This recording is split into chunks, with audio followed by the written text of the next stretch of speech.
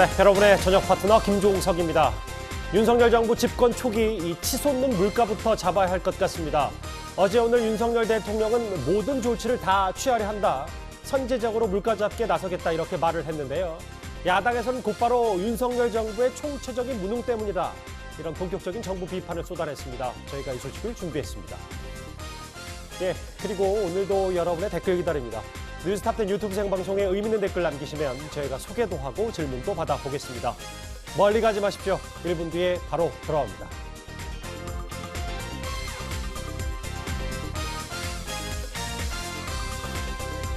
예, 오늘도 뉴스탑10 자랑하는 뉴스고수 네 분과 함께합니다.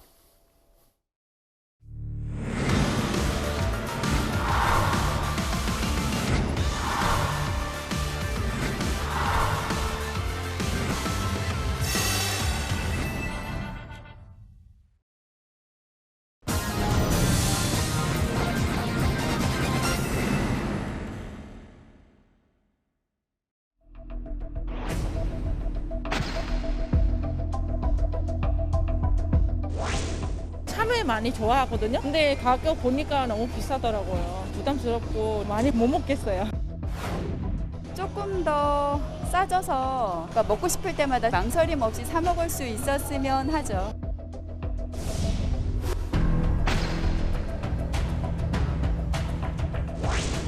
지금 경제가 굉장히 어렵습니다. 제일 문제가 이제 물가고. 물가 선제 조치 말씀하셨었는데요. 정부가 할 수 있는 이런 조치들을 다 취하려고 하고 있습니다.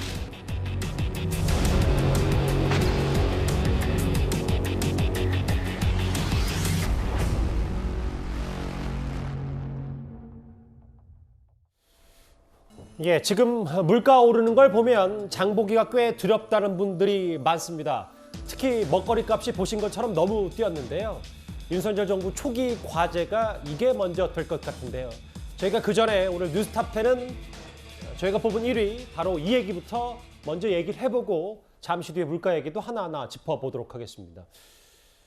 먼저 이현정 의원님, 네. 오늘 대통령실이 이르면 새 이름을 공개하겠다라고 얘기했는데 아직 소식은 들려오지 않고 있어요. 네, 그렇죠. 그런데 오늘 일부 보도를 보니까 오후에 나온 몇몇 매체의 보도를 보니까 5개 후보군이 중에 아니라 그냥 돌고 돌아 용산 대통령실로 결정할 수 있다 이런 보도가 나왔습니다. 그렇습니다. 지금 이제 워낙 청와대가 우리 국민들 뇌리 속에 있기 때문에 참 이 이상의 이 명칭을 얻을 수 있을까? 저는 뭐 굉장히 어렵다고 봅니다. 이번에 이제 용산으로 이전하면서 국민들 공모를 했습니다. 3만 개 정도가 공모가 됐고 그 중에서 5개를 일단 후보로 선정을 했습니다. 대통령의 집, 그다음에 이제 국민청사라든지, 그다음에 뭐 이태원로 22번지라든지, 이거는 뭐 영국의 이제 다운인가 10번지를 패러디한 거죠. 이제 그렇게 했는데 문제는 이 중에서 이제 하나를 선택하려고 하니까 얼마 전에 아마 대통령이 이 이제 여당 지도부들과 만난 가운데서 뭐 그런 이야기를 언뜻 한 것 같아요. 이 5개 다 마음에 안 든다 이런 이야기를 한번 한 적이 있는 것 같습니다. 워낙 이제 국민 뇌리 속에 있다 보니까 그 어느 하나도 선뜻 이게 눈에 들어오지 않고 저도 사실은 이 5개가 좀 다 마음에 안 들어서 제가 원래 대통령실로 했으면 좋겠다라고 아마 저번에 답변에서 이야기를 했는데요. 지금 일단 뭐 이 대통령실이 곧 발표를 할 것 같은데 아마 지금 들려오는 소식은 용산 대통령실이 이룩한 거 아닌가 하는 이야기가 나오고 있습니다. 왜냐하면 아무래도 국민의 집이라고 이야기를 하면 이 국민의 당하고 뭔가 좀 연상이 되잖아요. 예. 이게 사실은 대통령 집무실이 여야 정파를 떠나서 누구에게나 중립적으로 불려질 수 있는 이름이 좋거든요. 근데 참 이름 찾기가 쉽지 않은 것 같아요. 그래서 이제 지금 현재로서는 대통령실을 그냥 용산 대통령실 이런 정도로 이제 부르는 것으로 거의 이제 보도가 나오고 있지만 또 뭐 새롭게 또 공모를 할 수도 있는 거고 새롭게 정할 수도 있는 거고 또 이게 임시 이름으로도 쓸 수 있는 거고 예. 조금 뭐 대통령실의 발표를 좀 지켜봐야 되지 않겠나 싶습니다. 이르면 오늘 발표한다고 했었으니까요. 원래 후보가 5개가 이렇게 5개가 있었어요. 국민의 집, 국민청사, 민음청사 뭐 잘 듣고 뜻을 받들겠다. 바른누리, 이태원로 22. 그런데 이 후보군이 아니라 용산 대통령실 뭐 그 이름을 그대로 쓸 수도 있다. 한번 앞에 화면을 좀 볼까요? 실제로 13년 동안은 이승만 정권 시절에는 경무대라고 불렸고 거의 60년 넘게 청와대라는 이름 때문에 이제 많이 대통령실 우리나라 권력 핵심을 청와대로 불렀었는데 서영주 대변인, 네. 뭐 용산 대통령실 뭐 직관적이기도 하고 혹은 뭐 뜻이 또 불분명하다는 얘기도 있습니다만 뭐 이 부분에 대해서 어떻게 좀 평가를 하시겠어요? 지금 윤석열 정부가 들어서고 나서 지금 용산 이전으로 한 달을 넘게 몸살을 하고 있고요. 이름 가지고도 지금 한 달 넘게 못 정하고 있잖아요. 그 이름이 중요합니까? 저는 그렇게 생각이 되거든요. 그러니까 용산 대통령실은 용산대 정도 되겠죠. 그러니까 불리는 이름들이 용산으로 이전했기 때문에 이미 청와대는 떠났다고 나는 생각이 들고요. 예. 이렇게 고민할 시간이 있으면 아까 이제 앵커님께도 말씀했지만 초반에 민생 물가 지금 심각하지 않습니까? 예. 40일 동안 용산의 대통령 집무실로 옮기고 나서 집무실 이름 가지고 고민할 시간에 민생 경제 문제에 대해서 대책회의라도 한번 했는지 저는 그런 부분들이 되게 아쉽습니다. 대책회의는 또 따로 하고 그러니까 공무원은 또 공모대로 그러니까 하는 이런 부분들은 예. 여기에서 이런 에너지를 소비할 시간에 용산 대통령실이 좋지 않습니까? 그냥 평범한 이름으로 해서 아하. 대통령실 하든지 말한 대로 용산대 하든지 그렇게 해서 빨리 어떤 그런 이름을 가지고 예. 뭔가 청와대에서 이전했다는 거를 지금 국민들한테 다 알리기 위해서 지금 한 40일을 지금 몸살을 앓고 있는데요. 이제 좀 빨리 마무리했으면 좋겠습니다. 이름은 뭐가 됐든 간에 국민들도 그게 크게 신경 쓸 것 같지는 않습니다. 또 명칭, 뭐 형식의 내용을 규정한다고 해서 이름이 주는 의미도 있을 테고 어쨌든 용산 대통령실이라는 이름에 대해서는 네. 서 대변인 스스로도 개인적으로도 뭐 나쁜 평가는 아니라 뭐 이렇게 그렇습니다. 생각을 하시는 거죠. 예. 예. 용산 대통령실 그냥 직설적으로 이렇게 부를 수 있다라는 얘기가 나왔으니까 대통령실에서 오늘 오후 혹은 내일이라도 이 집무실이 좀 얘기하면 저희가 바로 얘기를 좀 해보겠습니다. 다음 화면을 볼까요? 저 최명무 의원님. 지금 사실 대통령 집무실 이름 말고도 외교부 장관 공간에 이제 새 관저를 짓고 있는데 이것도 거의 리모델링이 마무리돼서 입주가 임박했다는 얘기도 좀 있습니다. 그렇죠. 원래 7월 달에 입주를 한다고 지금 목표를 정해놓고 있는 것으로 보이니까 그렇게 된다면 역산하면 사실은 이번 주 내로 대략 마무리가 돼야 되지 않겠습니까? 그래야 이제 이사하고 그러다 보면 이제 7월 초부터 입주가 가능한데 지금 뭐 그 진척도를 보면 7월 초 입주가 가능하다 이런 보도들이 많이 나오고 있습니다. 그러면 뭐 리모델링 공사가 거의 끝나간다는 얘기인데 뭐 총 우리가 이제 그 기존 개념으로 따지면 한 420평 정도가 되고요. 그 중에 이제 주거 공간이 160평, 그 다음에 업무동이 대략 한 260평 정도 된다고 하고요. 이게 이제 과거 그 청와대에 있던 대통령 관저하고 비교를 하면 뭐 대략 한 절반 규모 정도 된다고 합니다. 근데 원래 저 외교부 장관 공간 터가 상당히 넓습니다. 그런 점에서 본다면 그 뭐 리모델링하고 들어가는 거 이게 이제 여러 가지 뭐 상당히 기술적인 측면만 남는 것 아닌가. 그러면 대략 뭐 오늘 화요일이니까 이번 주 내로 공사 마무리하고 아마 들어가게 될 것으로 예상이 됩니다. 예. 일단 집무실 새 이름도 새 관저 입주도 마무리가 되면 윤석열 정부의 뼈대가 이제서 좀 갖춘 셈이 될 텐데요. 그런데 앞서 저희가 잠깐 제가 얘기를 했습니다만 윤석열 대통령은 이제 물가 대응을 못하면 국정 초반 동력이 떨어질 수 있다고 생각하는 듯합니다. 물가 얘기가 이제 조심스럽게 더 나오고 있는데요. 야당의 비판 목소리도 함께 들어보겠습니다. 물가 문제는 저희가 좀 세부적으로 관리를 좀 해야 되고 지금 저 영세 자영업자들 숨이 넘어갑니다. 그걸 먼저 생각해야죠. 그래서 일단은 물가가 공급 사이드에서 물가 상승 요인이 나오는 거기 때문에 공급 사이드에서 우리가 정부가 할 수 있는 이런 조치들을 다 취하려고 하고 있습니다. 코스피가 폭락했습니다. 코스닥까지 합치면 한국 증시에서 88조 원이 날아갔습니다. 천만 개미들이 피눈물을 흘리고 있는데 윤석열 정부는 속수무책입니다. 윤석열 정부의 경제 정책에 대한 총체적 무능과 무책임을 드러낸 것입니다. 국민의힘은 민생은커녕 당내 문제에 몰두하느라 여당인지 야당인지도 망각한 것 같습니다. 원래 월급 빼고 다 오른다는 게 물가지만 오르긴 올라도 너무 올랐다. 그래서 지난달 기준으로 소비자 물가가 5%포인트 가까이 올랐고 코스피도 떨어졌고 정부가 할 수 있는 조치를 다 취하겠다. 그래서 기름값도 추가로 올리지 않겠고 공공요금도 좀 동결시키겠다라는 게 윤석열 정부의 보관인 것 같은데 근데 임세현 대변인님 보니까 야당에서는 이게 다 윤석열 정부의 무능 때문이라고 얘기를 하고 있어요. 어떤 근거로 그 얘기를 하는 겁니까?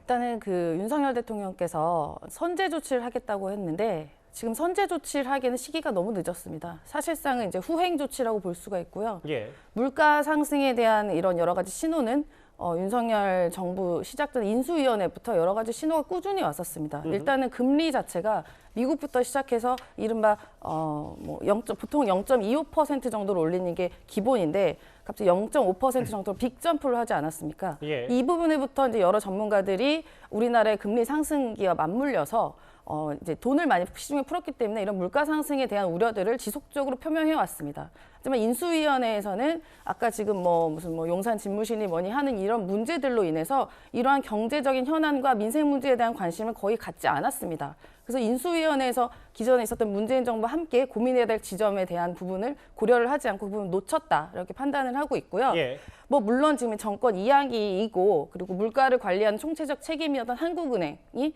총재가 다시 선임되면서 이제 여러 가지로 이제 이렇게 박자가 조금 덜 맞을 수는 있었을 것 같습니다만 지금은 또 이제 우리나라에 국한된 문제만은 아닙니다.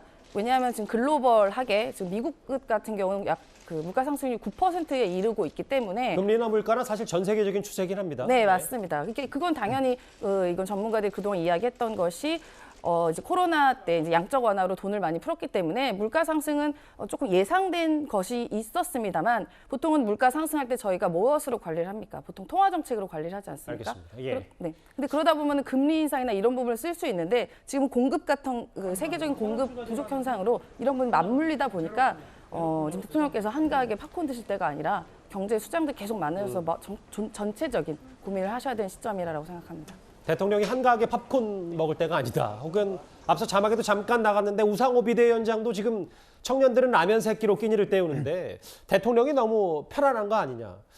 코스피 88조가 날아갔고 지금 경제정책 대응이 하나도 안 되는 게 윤 정부의 무능이다라고 야당이 평가하는데 이현정 의원님은 어떻게 받아들이시겠어요? 글쎄요. 5년 동안 그런 문재인 대통령은 아무 잘못이 없고 지금 한 달 된 윤석열 정부가 다 이 책임이 있다? 좀 너무한 평가 아니겠습니까?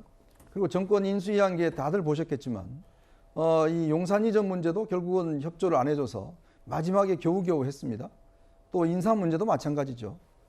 이 윤석열 정부가 뭔가 인수위 차원에서 협의를 해서 해야 된다고 했지만 결국 또 문재인 정부에서는 자기들이 한윤 총재 지명하겠다라고 해서 결국 또 충돌을 빚어진 바 있지 않겠습니까?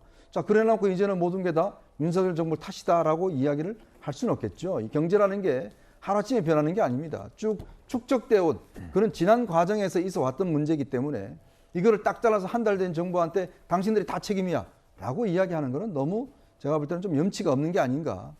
쭉 이어져 왔던 문제이고 이 문재인 정부도 쭉 이어져 왔던 그런 상황. 그렇다면 이제 문제는 윤석열 정부가 맡은 지 이제 한 달 조금 넘었습니다. 예. 그럼 얼마나 이제 비상한 각오로 이 문제를 풀어갈 것인가. 이 문제에 대해서 사실 야당도 제가 볼 때는 구계자가 아니죠. 직접적인 당사자입니다. 자, 그렇다면 그동안 뭐 했습니까, 야당이? 검수완박 하느라고 그 중요한 인수위 과정을 다 보냈지 않습니까? 자, 그래 놔놓고 지금 와서는 무슨 여당한테 모든 책임이 있다라고 이야기하는 거는 저는 너무 심한 이야기다. 그런 생각이 들고 어쨌거나 이거를 책임을 떠넘기기 이전에 지금 윤석열 대통령은 이 상황을 비상하게 관리를 해야 된다.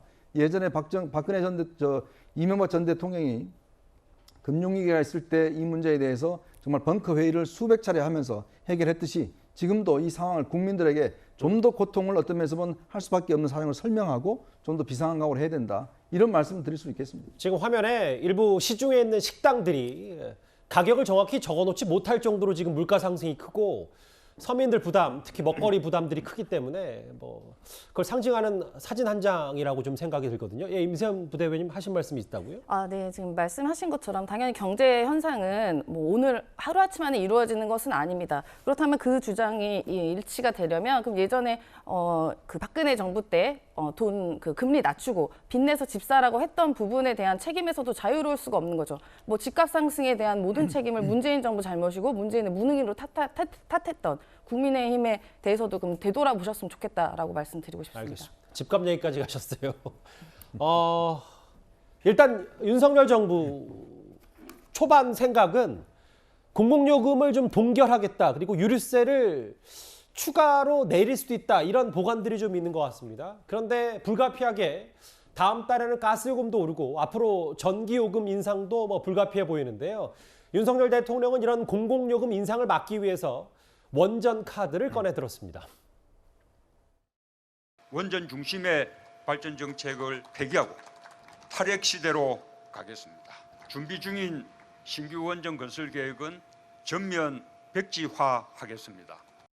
우리가 탈원전을 하니까 누가 우리 원전을 사가겠습니까? 중국에서 원전 지면 전기 모자라면 수입하려고 그랬습니까?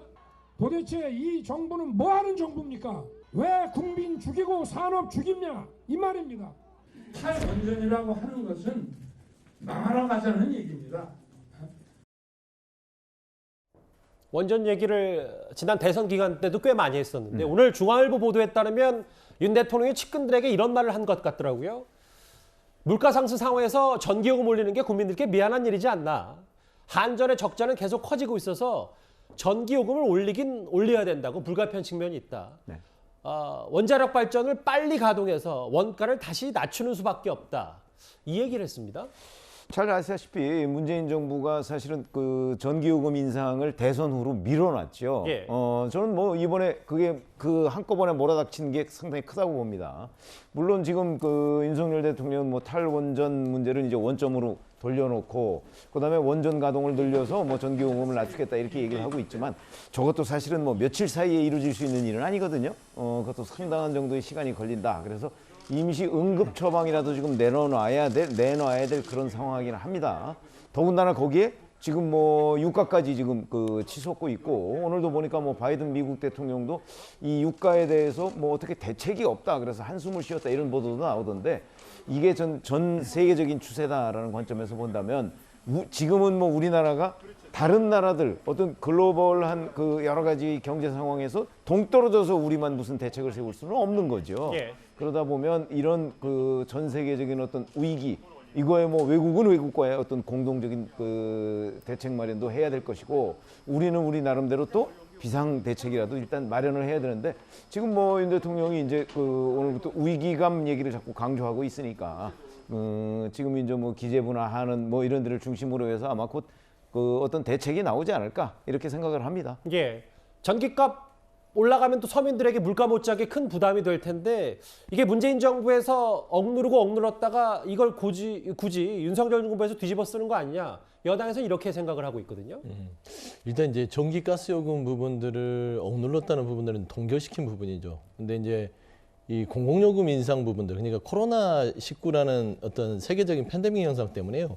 2년 동안 물가를 좀 눌러놓은 게 있어요. 예. 그래서 문재인 정부에서 최대한 방역과 경제 두 축을 가면서 그 물가 부분에서 서민들한테 직접적인 영향을 끼칠 수 있는 전기요금에 대해서는 굉장히 심하게 좀 눌러놓은 부분이 있습니다. 근데 지금 보면은요. 저는 윤석열 정부가 이제 문재인 정부 탓하는 부분들은요, 그건 옳지 않고 저희도 윤석열 정부를 탓하는 게 아니라 태도에 대해서 얘기를 하는 겁니다. 물가는 구조적인 문제이기 때문에 누구 탓을 할 필요는 없어요. 예. 그렇지 않겠습니까? 그런데 지금 보면은 물가를 좀 장기적으로 생각하면서 대응을 해야 됨에도 불구하고 윤석열 정부가 인수위 때 들어와서 그 대책을 못 세고 이제 와서 왜 갑자기 벼락치기처럼 하느냐. 특히 전기요금 자체도 공부를 좀 더 하셔야 될 것 같아요. 그러니까 원전을 지금 가동을 해야 된다. 가동을 하면 전기요금을 낮출 수 있다라고 주장을 하시는데 그건 실현 불가능합니다. 그러니까 문재인 정부가 탈원전을 할 때 원전이 멈춘 곳은요. 수명이 다 된 곳이에요. 그러니까 지금 수명이 다 된 곳을 딱 스위치로 온 한다고 해서 가동이 되는 게 아니에요. 최소한 수명이 다한 곳은 보수를 하고 설비를 해서 다시 가동해야 되니까 한 5년 정도 걸립니다. 예. 그러니까 원전을 뚝딱 지을 수도 없고요. 지금 윤석열 대통령께서 얘기하듯이 원전을 빨리 지어서 뭔가 전기요금을 낮출 것 같은 그런 얘기를 하는데 의지는 좋고 급한 마음은 알지만 제대로 알고 물가에 대해서 대응을 하는 것들이 국민 불안에 조금 더 어떤 정부의 신뢰감을 줄 수 있는 부분이다라는 좀 말씀을 드리고 싶습니다. 잘 말씀하셨네요. 자, 월성원전 1호기 언제까지 수명이었습니까? 2022년까지 올해까지 수명이었습니다. 자, 이걸 조기 폐쇄를 왜 했습니까? 7천억을 들여서 2022년까지 연장을 해놓은 거예요. 자, 거기에 뭐 시멘트에 뭐 철근 나왔다고 해서 갑자기 없애버렸지 않습니까? 고리 원전 폐쇄했죠. 자, 이러다 보니까 결국 원전이 정상적인 가동을 못하게 된 거예요. 원전 하나 새로 가동하려면요. 한 1년이 걸립니다. 모든 점검을 끝내자면. 그러니까 이런 어떤 미스매치가 생겨버린 거예요. 더군다나 이렇게 원전 가동이 줄어드니까 뭐냐. 그다음에 이제 이 뭐 친환경 한다 그러면 석탄 발전을 많이 줄였습니다. 예. 그럼 뭘 했습니까? LNG로 발전을 했어요. LNG 가격이 지금 폭등하고 있습니다. 그러니까 당연히 전기요금이 올라가는 거죠. 그러니까 이 전기 문제는 국가의 미래를 봐서 더군다나 짓고 있는 원전들 다 중단시켰지 않습니까? 그러면 앞으로 어떻게 되겠습니까? 그거 정상적으로 하려고 그러면 또 몇 년이 더 걸립니다. 바로 이런 부분을 지적하는 거예요. 예. 즉 장기적인 계획이 아니라 왜 2022년까지 버젓이 연장해 놓은 걸 갖다가 갑작스럽게 폐로를 하는 바람에 그게 지금 정상 가동하려면 또 시간이 걸리잖아요. 예. 바로 그 문제를 지적을 하는 겁니다. 제가 말씀드리면 그 원전 1호기 하나 가동한다고 해서 전기요금이 갑자기 내려가지도 않아요. 그러니까 전체적으로 탈원전의 부분이 전기요금에 대해서 어떻게 영향을 미치는지에 대해서는 새로운 정부가 들어서면 탈원전을 안 하겠다고 하지 않습니까? 그래도 전문가들은 이제 탈원전 기조가 전기값에 미치는 영향이 적지 않다. 이게 적지 대책의 않다라고 시가 했지 아닙니까? 그게 예. 지대하다고 보지는 않는 것이고요. 예. 그다음에 문재인 정부에서도 60년을 보고 탈원전을 하기로 정책을 세워놨던 거지 예. 지금 있던 걸 다 부수고 멈췄던 건 아니다라는 부분들은 사실 확인해야 될 것 같습니다. 알겠습니다. 어찌됐건 지금 윤석열 정부의 초기 국정 동력은 지금 물가 대응에 달려 있는데 대통령도 지금 모든 조치를 다 취하겠다 이렇게 얘기를 좀 하고 있습니다. 대통령 관련된 이런 얘기도 좀 같이 해볼까요? 윤 대통령이 최근 점심도 밖에서 먹고 주말에는 부인인 김건희 여사와 영화도 보고 시민과 더 함께하겠다는 의지를 좀 보이고 있는데요. 그러면서 자연스럽게 김건희 여사의 패션 못지않게 윤 대통령의 의상에도 관심이 쏠리고 있습니다. 윤 대통령의 수트, 그러니까 이 정장을 직접 만든 양복정 대표가 윤 대통령 맞춤 정장의 뒷얘기를 좀 공개했는데요. 제가 직접 이 맞춤 양복점 해당 대표에게 전화를 한번 걸어봤습니다. 윤 대통령하고 김건희 여사 첫인상이라고 해야 될까? 어떠셨어요? 자택에서 뵌 거니까 상당히 떨린 마음으로 좀 긴장돼서 들어갔는데 차림새가 편하게 계셔가지고 좀 이제 긴장이 살짝 풀린 것도 있었고, 근데 일단 대통령께서는 체격이 워낙 좋으세요. 화면보다도 훨씬 잘생기셨고 거의 200만 원대에서 많이 진행을 하시고 고급 원단까지 다양하게 있습니다. 5벌 정도 하셨어요. 아니요 전혀 그거는 여사께서 아이디어를 하신 것 같아요. 왜냐면 여사도 그 봉화마을 가셨을 때 행거칩 하신 것 같더라고요. 그래서 여사께서 아마 그렇게 코디하셨지 않았을까.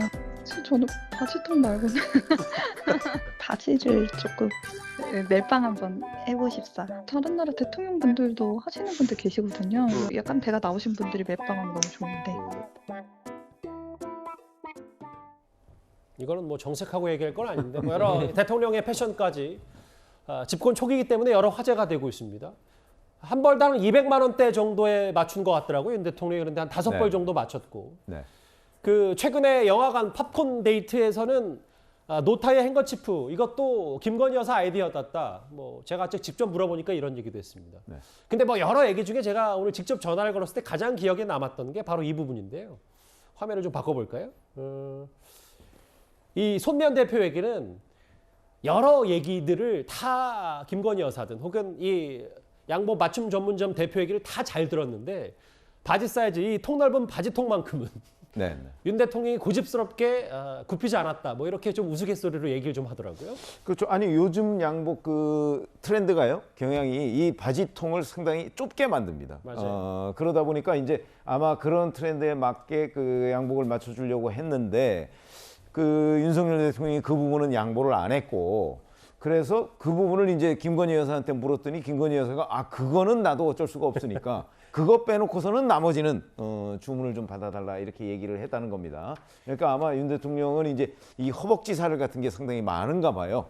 그렇게 되면 사실 바지 이 통을 좀 줄여놓으면은 그거 굉장히 불편하거든요. 특히 앉았다 일어났다 하는데 아마 그런 점에서 본인이 그 통 넓은 그거를 굉장히 강조하고 즐겨 입는 것 아닌가, 그 얘기를 지금 손미연 대표가 하고 있는 것으로 보입니다. 예, 저 이번 주말에 영화관 나들이 영상 때도 저 코디가 김건희 여사의 작품이다 뭐 이 얘기까지 뭐 직접 대표가 얘기를 했고요.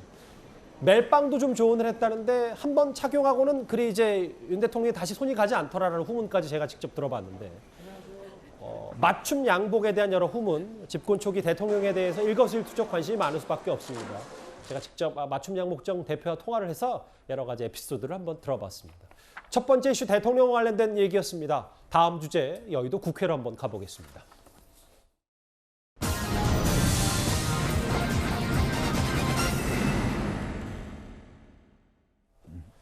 예, 저희가 준비한 2위입니다. 이번에는 정부 완박 밀어붙이기. 국회가 공전 중인 가운데 변수 하나가 생겼습니다. 대통령령과 같은 정부 시행령에 대해서 국회가 통제권을 강화하는 법안을 오늘 야당이 발의를 한 건데요. 여당에서는 이른바 정부 완박 법안이다, 선거 불복이다 강하게 반발하고 있습니다. 시행령 같은 것들이 행정입법이 그 취지와 다르게 혹은 국민의 권리를 침해하는 그런 식으로 규정되어 있는 경우가 상당히 있어요. 이게 바로 국회의 입법권을 침해한 거고 상권 분립을 침해한 거다. 새 정부가 들어와서 그걸 더 강화하겠다는 취지로 얘기를 하니까 이건 아닌 거다. 민주당은 대선 패배하고 지선도 패배했습니다. 이제 남은 권력은 국회입니다. 국회 다수당 권력을 극대화해서 행정부를 흔들어 보겠다는 것이 바로 국회법 개정의 본질입니다. 그래서 정부 완박이고 국정 발목 꺾기라는 것입니다. 무엇보다 국회법 개정은 검수 완박의 완성이라는 의구심이 들 수밖에 없습니다. 이 논쟁도 꽤 중요합니다. 오늘 김영진, 김종민, 이원욱, 박용진 등 민주당 14명 의원이 공동 발의한 이 법안인데 이현정 의원님, 네. 먼저 여당이 대선 불복이다라고 주장할 만큼 어떤 내용이길래 이게 여당이 극렬 반발하고 있는 겁니까? 일단 우리나라 법 체계를 보면 헌법이 있고 법률이 있고 그 밑에 이제 각종 령이 있습니다. 이 령은 대통령령, 총리령, 부령 등등 해서 있습니다. 보통 이제 헌법 정신에 맞게끔 이제 법안을 만들죠. 이 헌법과 법안의 어떤 충돌은 헌법재판소가 판단하게 되어 있습니다. 그다음에 이제 법을 만들면 이 법을 실행하는 정부가 행정입법을 합니다. 거기에서 대통령령과 총리령을 만들어서 이런 구체적인 사항들을 적시하게 되어 있는 것이죠. 그렇게 이제 굴러가는 것인데, 문제는 이번에 낸 국회법 같은 경우 보면 현재는 대통령령을 정하면 국회에다 그냥 보고만 하면 되게 되어 있습니다. 그러니까 국회가 이 부분에 대해서 뭔가 이 어떤 통제할 수 있는 권한이 없어요. 근데 지금 조홍천 의원이 의원입법으로 발의한 법안에 따르면 국회 상임위가 수정 변경을 요청할 수 있고 이 수정 변경하는 것에 대해서 해당 기관장이 국회에 보고를 할 수 있도록 돼 있죠. 이렇게 되면 사실상 이 대통령령에 대해서 등등에 대해서 어떤 국회가 간섭을 할 수 있는 그런 권한인 겁니다. 즉 우리가 지금 상권 분립이 돼 있지 않습니까? 행정과 입법과 사법이 상권 분립이 돼 있고 그렇죠. 이 개정 즉 이 영에 대한 이 충돌 문제는 법원이 또 판단하게 돼 있습니다. 만약 영이 예를 들어서 이 법안과 충돌한다 했을 때는 법원이 판단하게 돼 있어요. 자, 그런데 지금 이제 이 민주당이 이제 그 국민의힘이 지금 이제 민주당에서 그동안 검수완박법, 형사소송법 개정안 뭐 등등 많이 했지 않습니까? 이제 그러다 보니까 그걸 영으로 해서 어떤 면에서는 좀 불합리한 점들을 좀 극복하겠다. 이런 차원에서 최근에 인사 검증단이라 이런 걸 이제 하니까 아예 그거를 그냥 국회가 이제 다 우리 다수당이 가져와서 뭔가 통제를 해보겠다. 그런 취지에서 이제 출발한 것 같아요. 물론 현재까지는 이제 아직 의원 입법이지만 이게 당론으로 될 경우는 국회에 통과될 가능성이 있죠. 왜냐 다수 의석이니까. 그러니까 아마 대통령은 지금 거부권 행사를 이미 이야기를 했지 않습니까? 그러니까 결국은 지금 법원이 할 일을 사실 국회가 다수당을 이용해서 어떤 입법의 영까지도 즉 행정 입법까지도 좌지우지하겠다 이런 취지이기 때문에 국민의힘이나 여당 입장에서 보면 정부 입장에서 보면 받아들일 수 없는 상황이다 이렇게 말씀드릴 수 있겠습니다. 임세현 부대변인, 저하고 화면을 좀 같이 보실까요? 여당이 왜 정부 완박이냐라고 비판하는 이유를 좀 들여다봤더니 문재인 정권 때는 이거에 대해서 대통령 시행령 많이 하다가 왜 그때는 가만히 있다가 지금 와서 법안 내냐, 내로남불 아니냐. 그래서 여당에서 이렇게 비판하는 것 같더라고요. 국민의힘에서는 지금 이제 문재인 정부 탓만 계속 하시는 것 같아요. 어떤 뭐 의견을 내고 하는 부분에 대해서도 문재인 정부 때는 왜 안 그랬냐, 그때는 왜 그랬냐라는 게 이제 약간 공식처럼 된 것 같습니다. 그러면 매우 안타깝고, 그러면 반대로 문재인 정부에서 예를 들면 검찰에서 인사권, 검증권, 하다못해 사법 권력의 그 인사 검증까지 한 적이 있습니까? 절차대로 인사혁신처에서 인사하고 또 삼권 분립이 정확하게 이루어졌습니다. 그래서 이럴 필요성이 전혀 있지 않았고, 시행령 같은 경우도 예를 들면은 뭐 시행령 정치를 했다고 말씀을 하시니까 뭐 예를 들어 그 일자리위원회 만들어서 이제 시행령으로 만든 부분인데, 이게 무슨 뭐 충돌이 있는 부분이 아니지 않습니까? 일자리 대통령이 되겠다 하고 1호로 이제 일자리위원회를 만든 거, 이제 그걸로 이야기를 하시는 것 같습니다만 그 당시에는 실업 문제라든가 그리고 갑작스러운 탄핵으로 이루어져서 그런 그 고용에 대한 불안 부분이 있어서 이거는 국민적인 공감대로 이루어졌던 문제입니다. 그래서 견제와 균형 이야기를 하셨는데 지금 뭐 사실상 이른바 사법부 또 소위 말하면 그 한동훈 그 우리 검사님께 어떻게 보면 인사권 장관님께 어떻게 보면 사실상의 이제 이런 사정권과 검증권을 다 몰아준 부분에 대한 뭐 우려가 이제 하나 남은 입법부에서 이제 있는 것에 대한 의견을 낸 것이고요. 예. 네, 그래서 뭐 입법권이 이제 사실 국회에 속하기도 하고 이제 법률 제정 권한이 이제 국회에 있음을 이제 분명히 하고 있는 의견을 한번 그 조홍천 의원과 이런 법안을 발의하신 분들이 이야기를 하신 거라고 보여집니다. 예, 그러니까 임세현 부대변인 말씀은 뭐 굳이 전 정권 탓 이런 게 문제가 아니라 당시 문재인 정부가 대통령 시행령을 많이 했던 사례와 지금의 뭐 예를 들면 야당이 주장하는 검찰 공화국의 지금 상황이 다르기 때문에 이걸 국회가 좀 제동을 걸어야 된다 이렇게 말씀하시는 거예요? 네, 그렇습니다. 예, 알겠습니다. 이 대통령령 국회가 통주하겠다 뭐 여러 얘기 논란거리들이 있는데요. 그런데 기억하시겠지만 7년 전인 2015년에도 이 해당 법안은 박근혜 전 대통령의 거부권 행사에 막혀서 무산이 됐었습니다. 정치적으로 선거 수단으로 삼아서 당선된 후에 신뢰를 어기는 배신의 정치는 결국 패권주의와 줄세우기 정치를 양산하는 것으로 반드시 선거에서 국민들께서 심판을 해 주셔야 할 것입니다. 그러니까 지금의 야당 얘기는 아니 당신들 여당 2015년에 찬성하지 않았냐. 근데 우리가 지금 하려고 그랬더니 왜 반대하냐. 서로 여야 공수가 좀 바뀌니까 이 얘기가 또 내로남불 얘기가 지금 여야가 계속 치받고 있는 것 같거든요. 아니 저게 굉장히 오래된 얘기입니다.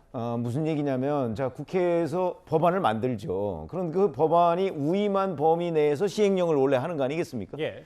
그런데 실제 행정부에서는 이 시행령을 만들다 보면 법안과 약간은 좀 충돌하는 측면들이 있어요. 그러면 이제 그걸 우회적으로 돌파하는 게 바로 뭐 시행령 같은 데서 이제 조금씩 한계를 넘는 경우가 있거든요. 그거는 뭐 문재인 정부만 그랬던 것도 아니고 역대 정부들이 대개 저런 논란이 있었어요. 근데 2015년에는 사실은 유승민 원내대표 시절에 이런 부분을 가지고 당시 야당인 새정치민주연합하고 협상을 할 필요가 있었어요. 그게 공무원연금 개혁이에요. 공무원연금 개혁을 이제 당시 새정치민주연합이 반대하니까 그걸 가지고 일종의 교환을 한 거죠.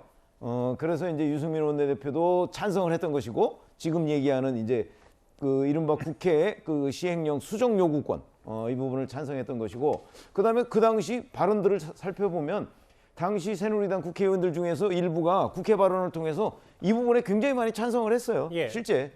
근데 그것이 과연 그 원래 본질적인 부분, 그러니까 수정 요구권에 찬성했기 때문이냐, 아니면 공무원 연금 개혁을 시행하기 위해서 우리가 찬성할 수밖에 없었던 측면이 있는 것이냐, 그거는 조금 더 따져봐야 되는 부분이 있는데, 여하튼 그 당시에 그 유승민 원내대표를 중심으로 해서 새누리당이 이 법안에 찬성했던 것은 사실입니다.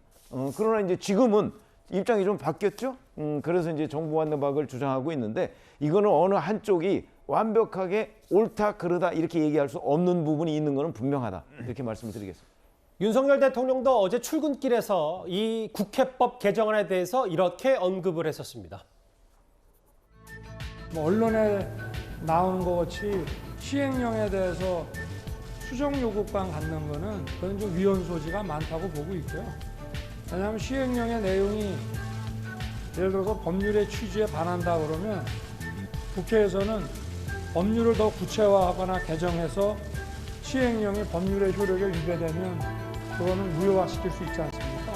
그런 방식으로 가는 건 모르겠지만 시행령이라는 거는 대통령이 정하는 거고 그 시행령의 문제를 해결하는 방법은 헌법에 정해져 있는 방식과 절차에 따르면 된다고 생각합니다. 예, 그래서 시행령까지 발목 잡는 거 아니냐.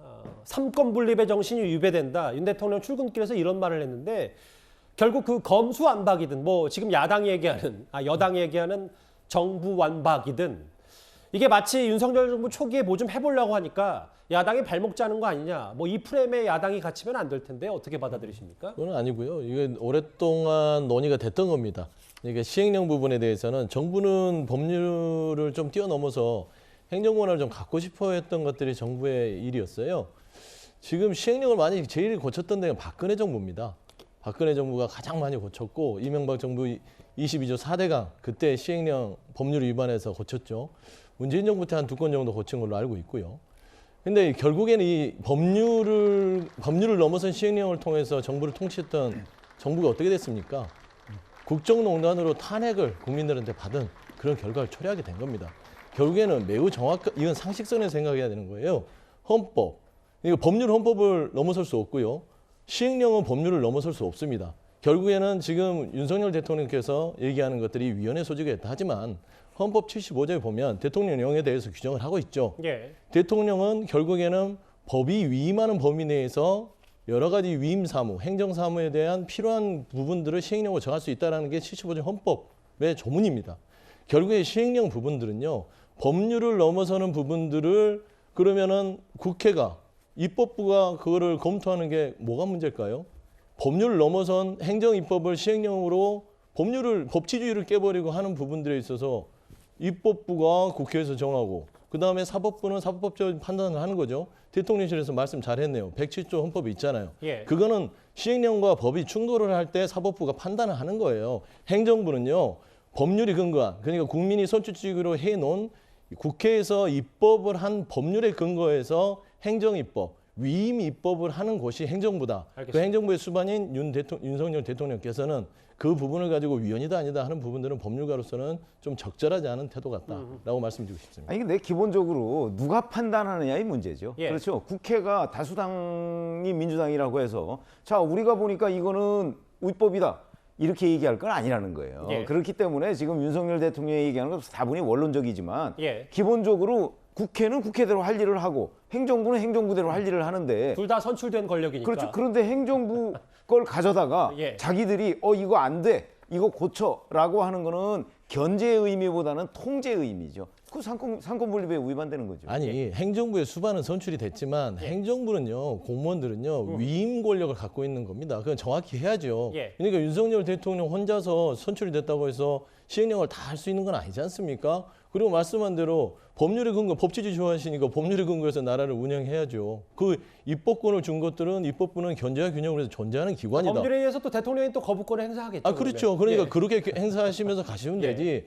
이 상식적인 선을 법률과 시행령을 동등성산해 놓고 지금 논박하는 게 국민들한테 알겠습니다. 오해 소지가 있다라는 말씀을 드리는 겁니다. 동등하게 다는 게 아니잖아요. 지금. 예. 아니 이게 왜 동등하게 얘기를 합니까? 시행령은 대통령이 만드는 거고 시행령이 법안에 어긋나면 사법부가 판단하는 겁니다. 예. 그 원칙을 이야기한 거예요. 그게 헌법에 이야기 있는 거잖아요. 아니 시행령은 그게 어떻게 법률에 동등하다고 근거해서 하도록 헌법에 규정이 아니 돼 그거 있다니까요. 한다니까요. 그거 위반하는 게 아니잖아요. 알겠습니다. 하고 예. 문제가 생기면 법원에서 판단하는 거예요. 그 법에다 헌법에 다 있습니다. 예. 알겠습니다. 여기까지만 할게요. 예.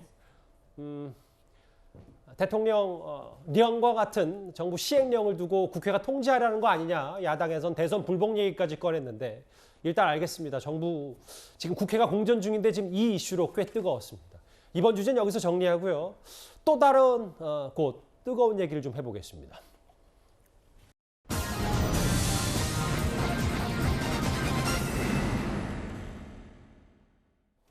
예, 여기는 지금 꽹과리 보복 집회가 열리고 있습니다.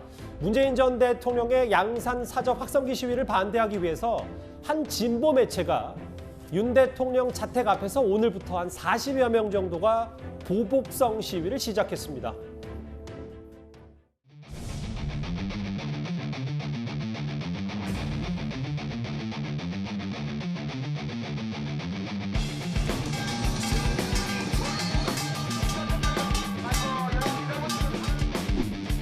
윤석열 대통령이 양산 집회에 대해서 어떻게 하냐 물어봤더니 뭐 집무실 앞도 시위를 하는 판에 법대로 하면 된다 해서 상식을 벗어나는 이런 발언은 양산의 욕설 폐륜 시위를 응원하는 발언으로 우리는 보고 윤석열 대통령 말대로 지금 이곳에서 오늘부터 시위를 시작하게 된 겁니다. 양산 집들은 방음이 절대 안 됐습니다. 그러나 방음이 잘 돼서 문을 꼭 닫으면 소음이 안 들리는 걸로 알고 있고 서울의 소리치기를 비롯하는 40명 정도가 오늘부터 24시간 맞불 집회를 한다 그러더라고요. 대형 스피커 꽹과리까지 등장을 했는데 여기 앞으로 좀 한 3, 4주 정도 시끄럽겠습니다. 그렇죠. 근데 이제 본인들이 사실은 그 문재인 전 대통령의 양산 사저 그 앞에 이 집회에 대한 보복 집회라는 성격을 분명히 하고 있잖아요. 예. 그러니까 사실 저거는 뭐 그 24시간 거기서 집회를 법원이 허가해 줬으면 뭐 그 부분과 관해서 뭐 법대로 하는 거 외에 누구도 저걸 막을 수는 없는데 저희가 사실 지난번에도 말씀을 드렸지만 문 전 대통령의 양산 사저 앞에서 하고 있는 그 여러 그 하여튼 그 야간에도 계속되는 그런 집회들이 문제가 있다. 이렇게 말씀드렸지만 그렇다고 해서 그걸 뭐 법적으로 제한할 방법이 없으니까 예. 그걸 뭐 예를 들어서 윤석열 대통령이 하지 말라고 그래서 그 안 할 사람들도 아니고 예. 근데 그걸 가지고 저렇게 노골적으로 보복 집회를 공언하는데 법원이 또 내줬지 않습니까? 집회 허가를. 그러니까 저거야말로 어찌 보면 뭐 막을 방법이 별로 없는 것 같다는 생각이 들고요.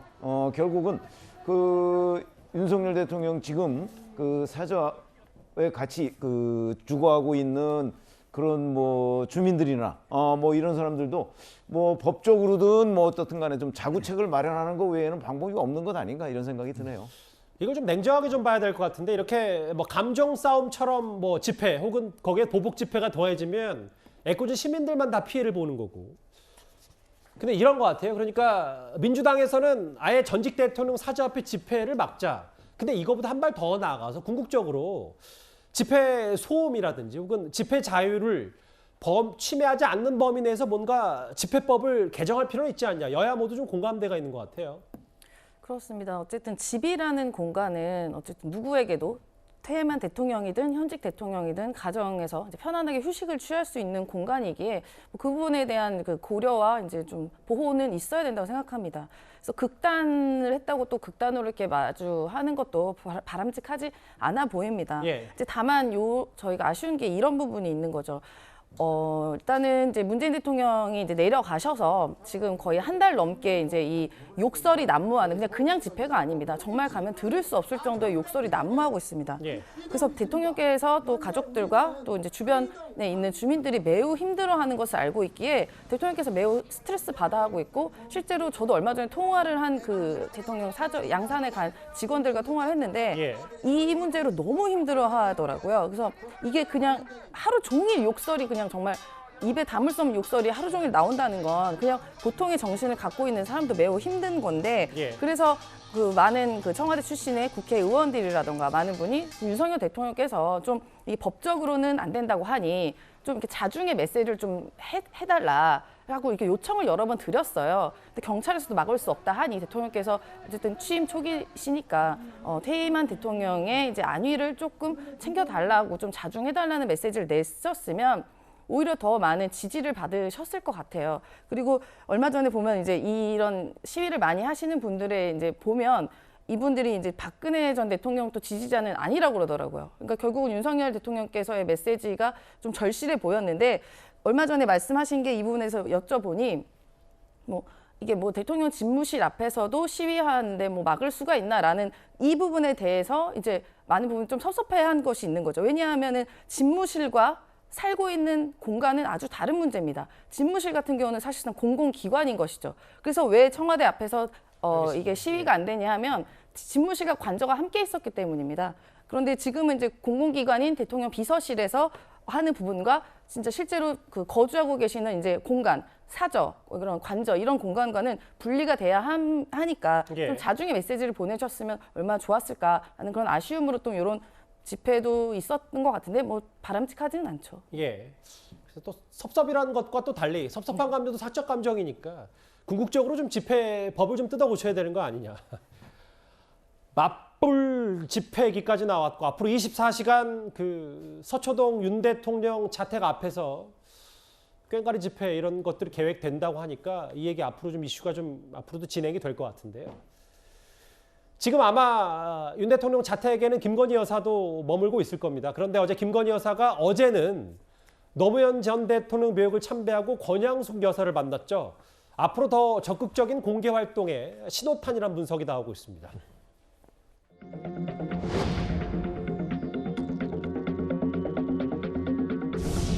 노무현 대통령을 추모할 참배가 있겠습니다. 권양숙 순서가 있겠습니다. 김건희 여사께서는 앞으로 나와주십시오.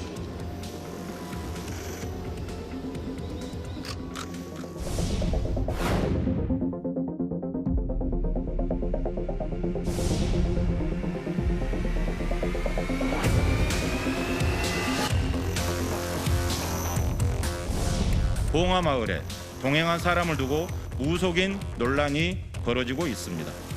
김건희 여사는 자신이 지난 대선 당시 조용한 내조를 약속해야 했던 원인이 어디에 있는지 되돌아보길 바랍니다. 먼저 어제 1시간 30분 정도 권양숙 여사를 만난 김건희 여사 얘기부터 좀 해볼까요? 윤 대통령이 힘든 시절에 함께 영화 변호인을 보면서 눈물을 흘렸다. 통합의 대통령이 되라고 말해주셨을 것 같다. 또 하나 권양숙 여사의 메시지도 한번 볼까요? 윤 대통령이 과거 묘역 참배 뒤에 날 찾아와줘서 정말 감사했다. 현충원 추념식에서 빗물 닦아주는 모습이 보기 좋았다. 뭐 이런 얘기까지 했는데 제가 생각했던 것보다 훨씬 더 분위기가 좀 화기애애했던 것 같아요. 우선 좀 전에 화면에 나온 조섭 대변인이 참 야당의 공식 대변인이 이렇게 무속인 논란 관련해서 논란으로 비껴가긴 했습니다만은 본인들이 확인해 봤습니까? 이거를 공식적으로 이렇게 논평으로 한다는 게 과연 적절한가? 더군다나 그 전날 바로 이 김건희 여사가 이제 권양숙 여사를 만나는 이런 또 이벤트가 있었잖아요. 예. 과연 이런 이벤트가 있고 난 다음에 저 논평할 게 바로 저런 논평밖에 없었나 참 굉장히 아쉽고 참 그렇습니다. 이 정치권이 오히려 논란을 더 확산시키고 싶은 심정이 있은 게 아닌가 생각이 들고 특히 그동안 윤석열 대통령의 행보를 보면 이분이 정말 노무현 대통령을 좋아하신 것 같아요. 예. 그러니까 예전에도 보면 노무현 대통령이 좋아하는 노래를 부르면서 불렀고 또 강정 해군기지 가서는 또 울컥하는 모습을 보였고 예전부터 본인들은 노무현 대통령 지지자였다 이런 이야기를 이제 했었는데 그건 아마 이제 노무현 대통령의 스타일 좀 화끈하고 그래도 좀 국익을 위해서 하는 그런 스타일 거기 아마 윤석열 대통령이 상당히 많이 좋아했던 이유가 있는 것 같습니다. 아마 그런 이야기들을 이제 김건희 여사가 권양숙을 만나서 꽤 오랜 시간 대화를 나눈 것 같아요. 그 정도의 이제 어떤 공감대를 표했고 이 정부는 결국 이제 현직 대통령 부인이 당선되고 나면 항상 전직 대통령 부인들에게 인사를 가는 관례가 있습니다. 뭐 그런 일환으로 저는 보고 있습니다. 예. 통합의 대통령이 되라 혹은 날 찾아와줘서 과거에 정말 감사했다 이런 메시지까지 좀 90분 환담 내용에 녹아져 있는데요. 그런데 두 사람이 주고받은 메시지보다도 오늘은 김건희 여사와 누가 동행했는지 야당의 의혹 제기에 더 초점이 맞춰졌습니다. 서영주 대변인. 네. 한때 한 온라인 커뮤니티에서는 김건희 여사 동행한 사람이 무속인 아니냐라고 했는데 일단 10년 지기로 무속과는 관련 없는 대학 교수고 고향도 이 봉화마을 근처인 김해라서 동행한 것이다 라고 해명을 하고 있는데 일단 야당에서는 그럼에도 불구하고 무속인이 아니더라도 왜 사적 인물이 같이 동행하냐 이거를 좀 문제 삼고 있는 것 같아요. 그렇죠. 그러니까 이제 무속인 부분들은 김건희 여사가 초래한 부분이 있습니다. 김건희 여사가 가지고 있는 지금 해소되지 않는 부분들이 있잖아요. 허위 경력, 주가 조작, 논문 부분, 그다음에 무속인 거치나 이런 부분들이 본인이 갖고 있던 털어보지 못한 이미지이기 때문에 아마 이런 무속인 논란이 나왔던 것 같고요. 중요한 거는 지금 대통령 배우자로서 김건희 여사가 봉화에 가신 거는 상당히 내용 측면에서는 훌륭하다고 봅니다. 어떤 이런 행보들은 관행적으로 해왔지만 그래도 어떤 통합의 메시지를 위해서 이렇게 움직이는 부분은 좋지만 이게 보면은 공식적인 일정은 아마 이게 처음인 것 같아요. 배우자로서는요. 근데 이 공식적인 행사를 함에 있어서 사적인 사람들을 동행을 시켰다. 그러면 대통령실에서는 이 정도도 이를 말하자면 이 지지를 안 해, 아니 뭐라죠? 백업을 안 해주는 이런 상황들은 과연 이게 올바른가? 그래서 이런 얘기가 나오죠. 그러면 차라리 이 부속실을 폐지하기로 했던 약속을 다시 그냥 뒤집어서 다시 부활을 하든지 그래서 국민들한테 약속을 못 지킨 부분에 대해서 설명을 하고 나서 어쩔 수 없이 대통령 배우자의 어떤 공적 활동이 필요하기 때문에 이렇게 하겠다. 예. 이렇게 국민들에게 설명을 하고 공식적인 활동을 하는 게 낫지 않냐라는 부분이고요. 잘못하면 지금 커바나 컨텐츠나 말하자면 김건희 여사의 팬클럽이 제2 부속실 역할을 하는 거잖아요. 그게 과연 온당합니까? 라는 의문이 있는 것이죠. 그런 부분들을 민주당이 지적하는 것이고 김건희 여사께서 대통령 배우자로서 정말 공적인 활동을 하시려면 본인이 가지고 있는 허위 경력 부분들에 있어서 국민들한테 확실히 털고 나서 제대로 대한민국 대통령 배우자로서의 공적 활동을 하셨으면 좋겠다라는 말씀 드리고 싶습니다. 예, 결국은 영부인 없는 대통령실을 강조했던 윤석열 대통령이기 때문에 이게 자칫 자기 모순에 빠진 거 아니냐는 시각도 있는데요. 일단 화면부터 만나보고 오겠습니다. 여성을 존칭할 때는 뭐 여사라는 말을 쓰고 하니 그 정도에서 끝나야지 영부인이라는 것은 지금 우리 국민들의 의식에 비추어서 저는 그거는 맞지 않다고 생각합니다. 제2부속실 뒤에 조심하세요. 동아일보에 나온 첫 단추부터 잘 먹겠잖아요. 김건희 여사는 내조가 아니고 그야말로 영부인의 길을 지금 가고 있어요. 그러면 빨리 부속실을 부활하든지 공적인 시스템으로 이것을 전환하는 게 그나마 여러 가지 사고나 또 우려들을 조금 덜 시킬 수 있는 방법이 아닌가 싶습니다. 예, 아까 서영주 대변인 잠시 언급을 해주셨는데 뭐 사적인 부분과 동행할 수 있다. 뭐 이준석 대표의 말도 있지만 결국 사진 팬클럽 통해 사진 유출이라든지 혹은 뭐 이런 논란들도 결국 공과 사 부분이 좀 여러 가지 끌이 겹치는 것 같은데 그래서 민주당에서는 이게 공적인 일에 사적인 관계를 동원하는 게 바로 비선이다라고 공격을 하고 있거든요. 어떻게 좀 받아들입니까? 아니 그러니까 이게 이제 권양숙 여사를 김건희 여사가 방문한 것이 그럼 공적인 활동이냐? 예. 글쎄 우리 시청자들 어떻게 생각하실지 모르겠는데 저는 공적인 활동 아니라고 보거든요. 아하. 공개적인 일정이죠. 공개적인 일정과 공적인 활동은 다릅니다. 예.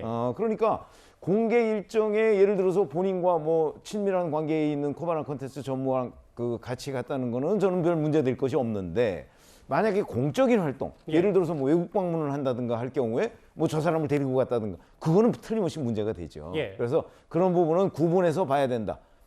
그러니까 예를 들어서 김윤옥 여사를 방문할 때는 공개를 안 했잖아요. 예. 그러니까 그거는 그러면 공적인 활동이냐 아니면 뭐 사적인 활동이냐 이런 여러 가지 논란이 빚을 수가 있거든요. 그래서 저는 권양숙 여사 방문은 공개적인 활동이긴 하지만 공적인 활동은 아니다. 그렇기 때문에 누구랑 같이 가느냐 크게 중요하지 않다. 이렇게 생각을 합니다. 근데 최병무 의원님. 네. 대략 김건희 여사가 봉하마을에 몇 시에 찾고 그리고 공개 행보가 사실상 공개 행보라면 이게 대략적으로 언론에 비춰지는 공식 행보라고 혼돈이 될 수 있다. 아니 만약에 그렇기 때문에 그렇다면, 제가 공개와 공식은 구분해야 된다는 거죠. 그러니까 제 말은 이 정도면 사실상 공식 행보 아니냐. 그러니까 야당에서 이런 논란을 키우는 거고 아무리 그렇다고 하더라도 빌미를 주는 행동을 하지 않는 게 대통령실 입장에서 팬클럽 사진 유출이나 이런 게 좋지 않겠냐. 뭐 이런 공격 세력. 그러니까 팬클럽 사진 유출이나 이런 것들은 정리할 부분이 있어요. 예. 그거는 예를 들어서 뭐 보안 시설을 찍어서 뭐 어떻게 할 때는 공식 채널을 통해야 된다. 뭐 이런 건 정리할 부분이 있어요. 아니 그것도 저는 사실 개인적으로는 그 과거 방식의 그런 어떤 굉장히 권위주의적인 그 뭐 언론 통제 방식이나 아니면 그 사진 그 배포 방식 이런 것도 저는 바뀌어야 된다는 입장이고 그다음에 이런 공개적인 활동? 그 공개적인 활동이지 저건 공식적인 활동은 아니기 알겠습니다. 때문에 예. 그걸 혼돈해서는 곤란하다. 예를 들어서 저기에 어떤 사람이 있다고 해서 그걸 뭐 야당이나 또는 일부 뭐 매체들이 그야말로 아니면 말고식으로 뭐 무속인 아니냐 이렇게 얘기하는 이런 식의 문제 지적이 오히려 더 문제다 이렇게 생각합니다. 알겠습니다. 야당에선 비선 아니냐, 이준석 대표는 사적 동행이 왜 안 되냐라는 오늘 김건희 여사 행보를 둘러싼 여러 반박과 공박이 있었는데요. 여기서도 좀 공박과 반박이 있었습니다. 여기서 정리를 좀 하겠습니다. 다음 주제 좀 분위기를 바꿔보겠습니다. 이 얘기 지금부터 만나봅니다.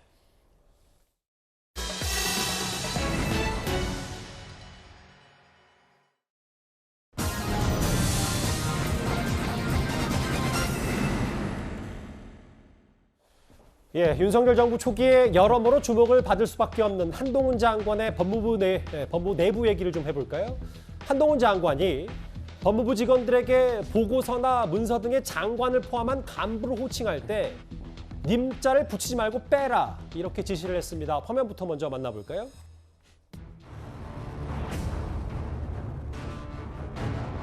제가 위반한 것이 아니고요. 검찰총장이 저의 명을 거역한 것입니다. 장관의 말을 겸허히 들으면 좋게 지나갈 일을 세상 지휘랍시고 해가 지고 일을 더 꼬이게 만들었어요. 알란드는 검찰총장 두고 일을 해본 적도 없고 검찰총장은 법무부 장관의 부하가 아닙니다. 법무부 동료 공직자 여러분 반갑습니다. 어려운 상황 속에서도 최선을 다해 온 여러분께 감사드립니다. 33,400여 분의 법무부 동료 공직자 여러분과 함께 새 정부의 첫 번째 법무장관으로 일하게 돼서 저는 기쁩니다.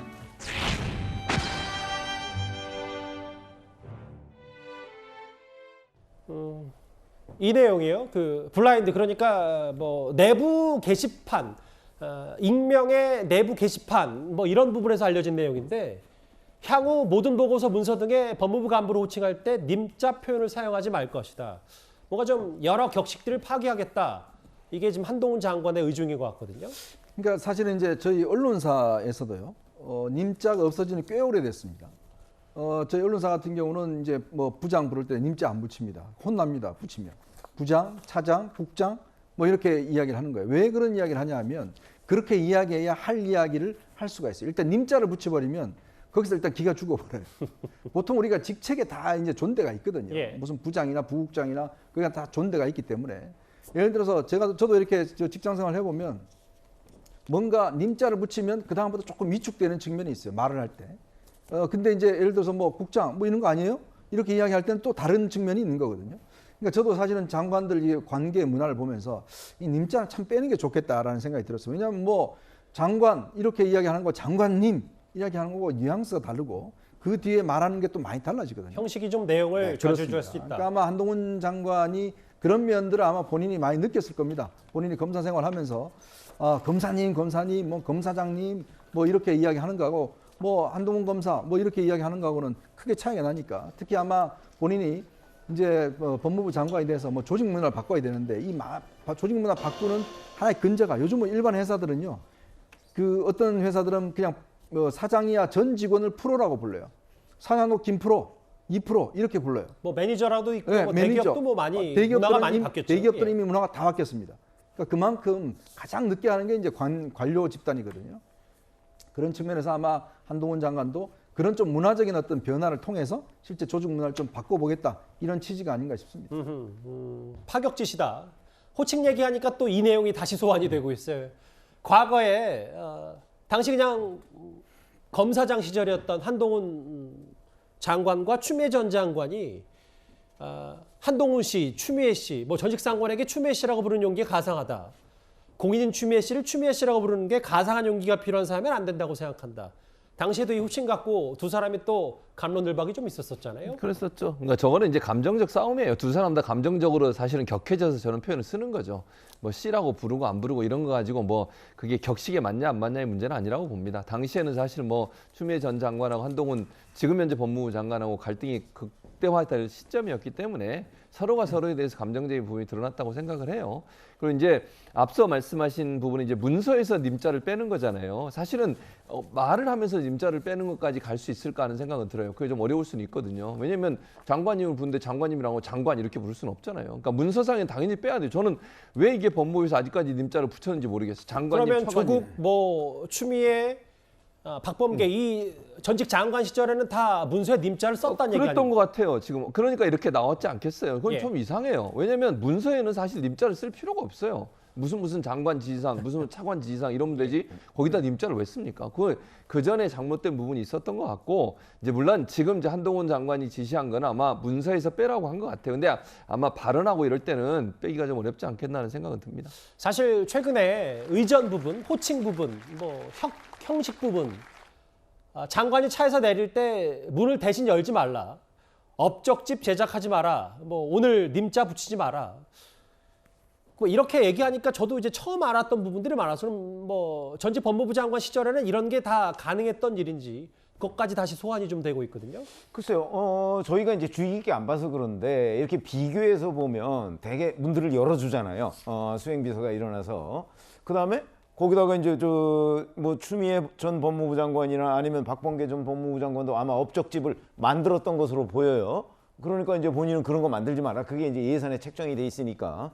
그다음에 뭐 보고서 등에 님자 붙이지 말라 이렇게 돼 있는데, 그러면 저희가 뭐 법무부 공문서 같은 거를 지금까지 아무리 기자 생활 오래 해도 제대로 본 적은 없거든요. 아마 그런데 아직까지도 저런 그 공문서 등에 그런 게 남아 있는 것으로 보이는데, 저는 이제 지금 언론에서도 저걸 자꾸 파격이라고 지금 그 표현을 해서 기사화하고 있는데, 파격보다는 저는 그냥 정상화라고 봅니다. 예. 저렇게 하는 게 맞는 거죠. 아까 뭐 이현종 의원 말씀하셨지만 사실 저희도 그 기자 생활 처음 시작할 때 전부 다 님자 붙이지 말라 그러면서 저희가 설명 들은 거는 그런 거예요. 장관, 예를 들어서 아니면 뭐 부장 이런 데에 다 존경의 의미가 담겨 있다는 거죠. 예. 장자라든지 뭐 관자라든지 그 호칭 이런 자체에, 데 예. 호칭 자체에 그게 담겨 있는데 거기다 님자를 붙이는 거는 결국 존경의 의미를 다시 한 번 더 강조하는 것밖에 되지 않는다. 그래서 이제 붙이지 말라 이렇게 저희도 배워왔고 저희는 그냥 지금까지 그게 굉장히 그 입에 익습니다. 대통령도 대통령님 이런 게 별로 입에 익지 않아요. 그런 것처럼 제가 보기에는 오히려 지금 뭐 저 문을 이렇게 혼자 스스로 그 열고 닫고 하는 거 뭐 저게 뭐 그렇게 어려운 일이라고 저걸 수행비서가 나와서 그거 해주고 하는 거를 하지 말라 하는 게 기사가 되는 그런 시대를 빨리 벗어나야 된다. 저는 오히려 그렇게 생각합니다. 그전 과거 법무부의 과잉 의전에 대해서 정상화시키겠다 뭐 이런 논평까지 해주셨는데요. 알겠습니다. 법무부 얘기가 하나 더 있는데요. 법무부가 법무연수원 연구위원회 정원을 늘리겠다고 했습니다. 여기는 이른바 유배지라고도 불리게 하는데요. 한동훈 장관도 여기서 근무한 바 있습니다.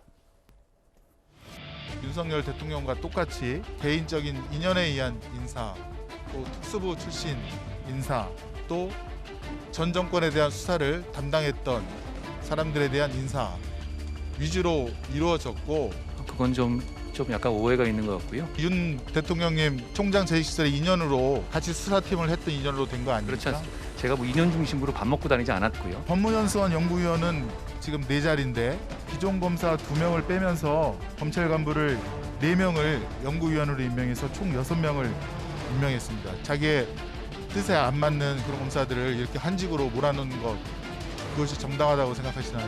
저는 이번 인사에서 능력과 공정의 기준에 따라 인사했다는 말씀을 분명히 드립니다. 그리고 저도 법무연수원에 근무했는데요. 그래서 충실히 근무했던 기억이 있습니다. 검사들 사이에선 여기를 한직이라고 부르기도 하고 유배지로 인식이 되는데 과거에는 화면에 나왔던 한동훈 장관이 근무했었고 지금은 이성윤, 이정수, 이정현, 심재철 과거 친정권 성향의 검사들 아니냐 이른바 좌청성 인사를 다녔다라는 얘기가 나왔는데 여기 좀 정원을 늘리겠다고 했어요. 어떻게 받아들이십니까? 거기 보내실 분이 많은 것 같습니다. 한동훈 장관 생각에는요. 근데 제가 봐서는 그렇습니다. 지금 한동훈 장관이 굉장히 좀 합리적인 업무 스타일 젊은 장관으로서 뭔가를 해보려는 보여주려고 하는 부분들은 뭐 높이 사지만 두 번째는 굉장히 감정적이신 분 같아요. 추미애 전 장관과의 어떤 아까 말하자면 시인 논란으로 한번 논박이 있었던 거 보면 감정적인 것 같고요. 두 번째는 본인은 능력의 어떤 안배를 통해서 인사를 했다고 하지만 지금 법무연수원으로 내쫓긴 분들은 대부분 전 정권에서 나름대로 어떤 역할을 했던 분들이에요. 그리고 최근에 또 거리 뭐 인사를 하려고 했던 부분들이 있다. 근데 법무연수원이 한직이다 이런 부분들이 각 기관에서 존재한다는 자체가 별로 좋은 건 아니에요. 그게 각 역할들이 있어야 되는데 그게 한직이라는 자체도 그렇고 뭐 법무연수원을 섬으로 만들어서 법무연수도를 만들지는 모르겠지만 저는 한동훈 장관께서는 겉으로는 아니지만 속으로는 나도 당했으니 너희들도 당해봐라 이런 부분들은 정말로 법무부를 운영하는 데 있어서 도움이 안 되고 윤석열 정부의 통합을 얘기했던 부분에 있어서는 전혀 도움이 안 될 것이라고 생각하고 있습니다. 근데 이제 실적과 공정 기준에 따라서 적정하게 하겠다. 뭐 속내를 우리가 유추하는 건 사실은 개인적인 시각이기 때문에 뭐 원칙대로 해서 근데 법무연구원에 연수위원이 필요하다라고 하면 정원을 늘 수 있는 거고 뭐 이런 부분 뭐 순리대로라고 보면 안 될까요? 이게 꼭 뭐 현상을 꼭 봐야 압니까? 실적과 공정이란 말로는 그렇지만 현상 자체가 그렇게 나타나잖아요. 전 정권에서 말하자면 같이 어떤 능력들을 했던 사람들 거기에 다 몰아넣으면 그 현상 자체가 실적과 공정으로 한 겁니까? 사적 감정이 들어갔다고 볼 수밖에 없는 거다. 저는 그런 설명을 드리는 겁니다. 사적 감정이 들어갔다라고 보시는 글쎄, 아니 전 정권에서 해야 할 수사를 제대로 못하고 그렇죠? 예를 들어서 이성윤 전 서울중앙지검장 같은 경우 중앙지검장이 그래 수사를 열심히 하라는 지시를 하기보다는 수사를 절제 있는 수사를 하라고 이렇게 강조했던 사람 아닙니까? 예. 그러면 실적이 없잖아요. 그리고 예를 들어서 뭐 거기에서 어떤 수사를 했을 때 자, 이 수사가 지금 무혐의입니다. 예를 들어서 채널A 사건 같은 경우가 바로 그런 거 아니겠습니까? 무혐의 처분을 해야 되겠습니다라고 얘기했는데 그거 뭐 다 나왔음에도 불구하고 사실상 혐의가 없다는 게 분명해졌는데도 불구하고 결재를 미룬 것 이런 것들이 제대로 실적을 못 보여준 것이니까 그에 대한 문책을 반드시 할 필요가 있다. 오히려 그게 더 국민 공감대가 있는 것 아닌가요? 아니 이게 보시면 법무연수원에 잔인한 거예요. 제가 이 말을 안 하려고 했는데 지금 전 정권에 있었던 분들이 좀 찢어서 다른 데 이렇게 안 좋았다면 보내면 되잖아요. 한직으로. 예. 한 군데 모아놓고 이렇게 하는 게 뭡니까? 예. 여기가 감옥도 아니고요. 그렇게 해서는 안 된다. 그런 말씀을 드리는 겁니다. 알겠습니다. 예. 한동훈 장관 얘기도 해봤고 전직 법무부 장관 얘기도 하나 있습니다. 어제 저희가 조국 전 장관 처분과는 달리 서울대가 다른 교수에 대해서는 1심 판결이 나오기도 전에 해임 처분을 내렸다. 고무줄잣대 아니냐는 소식을 전해드렸었는데요. 이번에는 조국 전 장관의 급여 얘기가 다시 한번 나왔습니다. 아무리 그런 법적인 제한이 없다고 하더라도 제가 장기간 휴직을 하게 되면 학생들의 수업권에 일정한 제약을 주게 됩니다. 학생들의 수업권 침해에 너무 과도한 침해가 있지 않도록 하는 문제를 논의해서 결정할 생각입니다. 이 서울대는 이 조국 교수에게 직위 해제를 당했는데도 불구하고 올해 9월까지 봉급으로 거의 한 4,400여만 원을 학교 측에서 지급을 했습니다. 강의를 한 번도 하지 않았죠. 조국 교수는 직위 해제됐으니까. 예, 맞습니다. 네. 그런데도 9개월 만에 대기업 한 초봉 정도 연봉을 받았습니다. 이렇게 우리 직위 해직된 교수들이 강의를 한 번도 하지도 않고도 그 수천만 원의 급여와 여러 가지 수당을 받는다는 게 우리 국민들이 보기에 좀 어떨 것 같습니까? 글쎄요, 국민의 정서와 조금 어긋날 수 있다고 생각하는데요. 뭐 규정상으로 문제가 없다고 하더라도 뭐 일정 부분은 일정 기간에는 50%만 받고 그 이후에는 30%만 받았다. 그래서 총 1억 넘게 월급을 받았다. 이 부분이 오늘 그 국민의힘 황보승 의원이 서울대 자료 요청하면서 새롭게 좀 알려졌습니다. 네, 맞습니다. 지금 말씀하신 그대로예요. 그러니까 지금 서울대 규정을 보면 직위 해제된 교원에 대해서도 30에서 50% 급여를 지급하도록 돼 있어요. 그리고 실제 2016년부터 현재까지 19명의 직위 해제된 직원들이 있었는데 그분들에게 동일하게 급여가 지급이 된 거죠. 그리고 이제 조국 전 장관은 뭐라고 얘기하고 있냐면 본인은 사의를 표명을 했대요. 근데 기소가 됐다는 이유로 사직서를 받아주지 않았다는 거죠. 그러니까 강의도 못하고 어쨌든 여러 가지 못하는 상황에서 본인이 사직을 하고 싶었지만 학교에서 기소됐다는 이유로 법정 판결이 나올 때까지는 기다리고 있는 상황이기 때문에 본인이 사직을 하고 싶어서 사직할 수 없는 상황이고 규정에 의해서 급여는 지급되는 상황이고 이런 상황이다 이렇게 얘기하고 있습니다. 근데 이제 비판의 목소리가 서울대에 쏠리는 이유가 뭐냐면 이현정 의원님 어제 저희가 전해드렸던 것처럼 어떤 특정 교수는 1심 판결도 전에 해임 처분을 받았는데 알고 봤더니 1심에서 무죄가 나왔다. 근데 왜 조국 전 장관은 그런 처분 사례가 없냐 뭐 이 부분이 여러 논란거리가 됐었거든요. 근데 이제 최 교수님이 아까 사의 표명했다고 그러는데 문서를 안 했다는 거 아니겠습니까? 그러니까 문서로 공식적으로 접수를 안 했다는 거죠. 말로만 이야기를. 구두로 했다 뭐 이 얘기입니까? 그렇죠. 그러니까 정식으로 사의를 어떤 문서로 표명하지 않았기 때문에 했다는 것이고요. 자, 1억 얼마를 만약 이걸 학생들이 등록금을 내면 몇 명이 등록금을 내야 됩니까? 요즘 제가 서울대 등록금을 잘 몰라서 그런데 요즘 사립학교 같은 경우는 한 학기에 보통 한 600만 원 정도 하지 않나요? 그러니까 그 많은 학생들이 등록금을 냅니다. 자, 그런데 조국 전 장관이 지금 TO를 잡고 있어요. 뭐냐면 지금 서울대 법학전문대학원에 형법 담당 그 TO를 잡고 있습니다. 그러면 본인이 이게 돼 있으면 다른 형법 담당 교수가 임용될 수가 없어요. 다들 강사로만 하는 거죠. 자, 그러면 학생들은 무슨 죄가 있습니까? 도대체 서울대 법학전문대학원에 갔던 학생들은 2년 동안 졸업할 때까지 한 번도 교수의 강의를 못 듣고 졸업하는 거 아니겠습니까? 강사의 강의만 듣고 졸업하는 거 아니겠어요? 도대체 대한민국의 최고의 대학교라는 서울대가 어떻게 학사를 이렇게 운영하는지 저는 모르겠습니다. 정말 이렇게 학생들의 등록금 받으면서 한 번도 강의 안 하는 사람한테 이렇게 많은 학생의 등록금을 줘야 됩니까? 저는요, 정말 이거는 교칙에 따라서 그냥 주는 거다, 문제가 없다라고 이야기하지만 저는 그 교칙이 문제가 있다고 봐요. 왜냐하면 이렇게 문제가 있으면 예를 들어서 일단 학생들이 얼마만큼 정말 등록금 마련하기 위해서 얼마나 힘듭니까? 근데 강의를 못 듣는다? 거기다 또 TO를 잡고 있어서 다른 교수 임용도 못 한다? 이게 지금 몇 년이 진행되고 있습니까? 그러면 서울대 학생들 받을 수 있는 피해? 이거는 생각 안 합니까? 본인 교수의 권리만 생각하고 저는 정말 서울대가 이번에 이런 문제를 정말 알겠습니다. 저는 좀 개정해야 된다 봅니다. 다시 불거진 조국 전 장관 급여 논란까지 저희가 핵심 내용만 짚어봤는데요. 이 주제 마무리하겠습니다. 그리고요, 대통령실에서 속보 하나가 전해졌습니다. 바로 만나볼까요? 용산 대통령 집무실 새 명칭을 일단 잠정적으로 쓰지 않기로 한 것 같습니다. 사실상 용산 대통령실로 결정이 된 거 아니냐. 속보가 또 추가로 있나요? 당분간은 새 명칭 대신 용산 대통령실로 불리기를 바란다. 이게 대통령실의 공식 입장인 것 같습니다. 속보 2개인데요. 최병무 의원님, 이거 네. 짧게만 짚어보면 결국은 그 후보군 5개 중에는 뭐 여러 논의 끝에 대통령실에서 콕 집어서 하나를 결정하지는 못했고, 용산 대통령실을 잠정적으로 쓰다가 만약에 이게 좀 뭔가 익숙해지면 이걸로 끝까지 가는 거고, 아니면 또 새로운 아이디어가 나오면 한번 다시 공모하겠다. 뭐 이렇게 받아들이면 되는 잘 거예요. 아시다시피 이미 공모를 해서 무려 그 공모에 응모한 숫자가 3만 개입니다. 그렇죠? 3만 개면 아마 그 적어도 상상할 수 있는 거의 모든 것이 다 나왔다 이렇게 생각이 들고, 그 중에서 뽑은 게 5개예요. 근데 5개가 다 마음에 안 든다. 그러면 용산 대통령실로 쓰고 그 뭐 저거보다 더 괜찮은 아이디어가 나올까요? 저는 안 나올 걸로 보고요. 일단 저거 한번 쓰게 되면 다시 바꾸기가 쉽지는 않을 겁니다. 그래서 뭐 거의 확정된 것 아닌가 이렇게 보는 게 맞을 것 같습니다. 그래서 지금 속보 자막에도, 앞선 속보 자막에도 사실상 용산 대통령실로 붙인 거 아니냐, 이런 속보 자막도 나왔는데요. 새 명칭을 일단 권고하지 않기로 했다. 대통령실이 조금 전에 밝힌 속보까지, 이 관련 새 이름 얘기까지 차분히 만나봤습니다. 이번 주제 여기까지고요. 다음 주제 민주당 얘기를 한번 짧게 만나보겠습니다.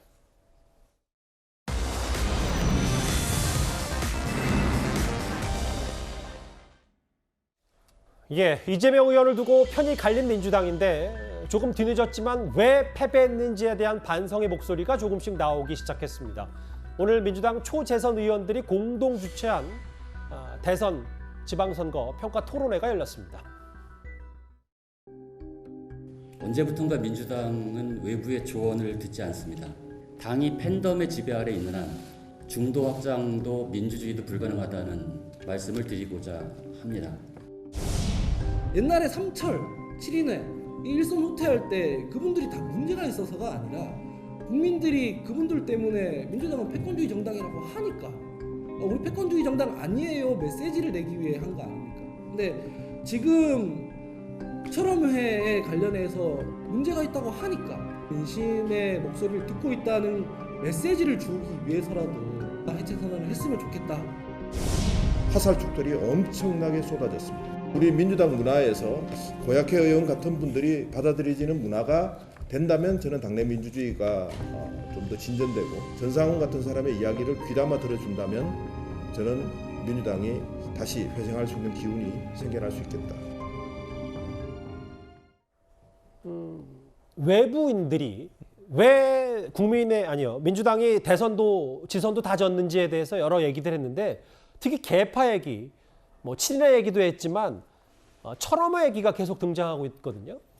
저는 뭐 철험회가 개파냐, 저는 개인적으로는 개파라고 생각하진 않아요. 예. 뭐 10명 모여가지고 무슨 개파를 하는지, 또 뭐 수장이 누군지도 모르겠고, 그거보다는 그 안에 있는 다른 개파가 더 중요하다고 생각해요. 저는 이재명계, 이낙연계 이렇게 나눠서 싸우는 그 개파가 더 큰 문제지. 예. 철험회가 상징적으로 저렇게 보여지긴 하지만 뭐 철험회도 해체할 수 있죠. 그럼 뭐 개파도 아니고 제가 볼 땐 자기들이 이렇게 모여서 검찰개혁, 언론개혁 주장했던 강성 이제 의원들이라고 표현할 수 있겠는데, 그런 분들은 뭐 모임 해체할 수 있다고 봐요. 근데 저는 민주당의 가장 큰 문제는 그 안에 들어있는 다른 개파들의 문제예요. 철험회는 상징인 거지, 그거보다는 그 안에 지난 대선 과정에 경선 과정에 있었던 그 갈라진 그런 개파의 문제가 더 중요하다. 그런 문제를 해결하지 못하면 민주당이 앞으로 국민적 지지를 얻기 어려울 거다 이렇게 생각합니다. 알겠습니다. 그러면 당사자들 생각은 좀 어떤지 궁금합니다. 철험회 소속 황운하 의원 오늘 한 라디오 인터뷰를 했습니다.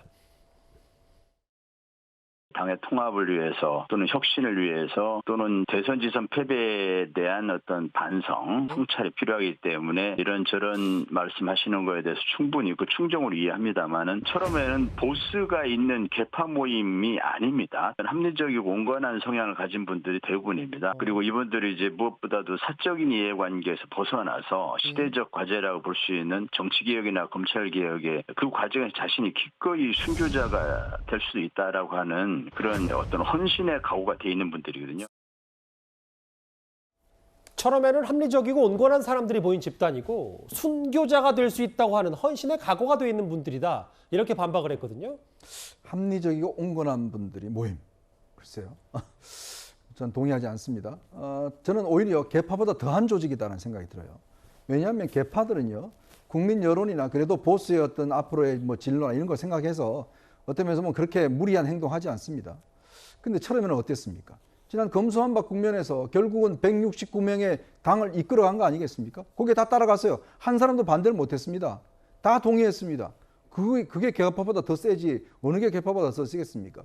결국 뭐냐면 강성 팬덤과 강성 지지층 거기에 행동하는 지금 소수의 22명의 의원들, 지금 이 철험회가 멤버가 22명인데 이 사람들이 지난 청문회 때 어땠습니까? 국민들 앞에 그 많은 정말 참 창피한 모습을 보여줬잖아요. 검수완박 이번에 지금 평가하는데 보면 대부분 검수완박을 무리한 추진, 그다음에 지난 인사청문회에서의 그런 실력 문제, 그것 때문에 많은 지지층이 잃었다고 이야기하지 않습니까? 자, 그렇게 지금 문제가 되는 정당에서 우리는 순교자다, 온건한 합리주의자다. 글쎄요, 과연 이런 철험의 핵심 멤버들을 온건하고 합리적인 분이라고 볼 분들이 얼마나 될까? 그럼 뭐 시청자 여러분 판단에 맡기겠습니다. 뭐 다 얘기하셔놓고 어때 시청자분들에게 판단하라고 하십니까? 최재문 교수님과 이현정 의원님이 각기 다른 목소리까지 철험회를 둘러싼 여러 논쟁 만나봤고요. 그럼 지금까지 들어온 여러분들의 목소리를 만나보겠습니다. 첫 번째 댓글입니다. 물가 오른 걸 이제 막 임기 한 달 남은 윤 대통령 탓하는 건 오버 아닌가요? 라는 의견들 주셨어요. 예. 돌아가고 신축하던 원자력 발전을 스톱시켜놓고 참 뻔뻔하다라는 표현도 해주셨고요. 예. 우리도 지진 나면 후쿠시마처럼 된다라는 말씀도 해주셨습니다. 예. 행정부 시행령 왜 입법부가 막나요? 라는 얘기도 해주셨고요. 마지막 볼까요? 아메리칸 스타일의 뭐를 뜻하는 건지 정확히 저는 지금 받아들이지 못했는데 만약에 제가 끝나고 제작진한테 물어봐서 저 대답이 뭔지 내일 한번 알려드리겠습니다. 호칭 얘기한 거군요. 한동훈 장관의 님자 빼고. 예. 제가 뒤늦게 알게 됐습니다. 오늘도 댓글 5개 모두 감사드립니다. 다음 주제 이 얘기 저희가 짧게 한번 만나보겠습니다.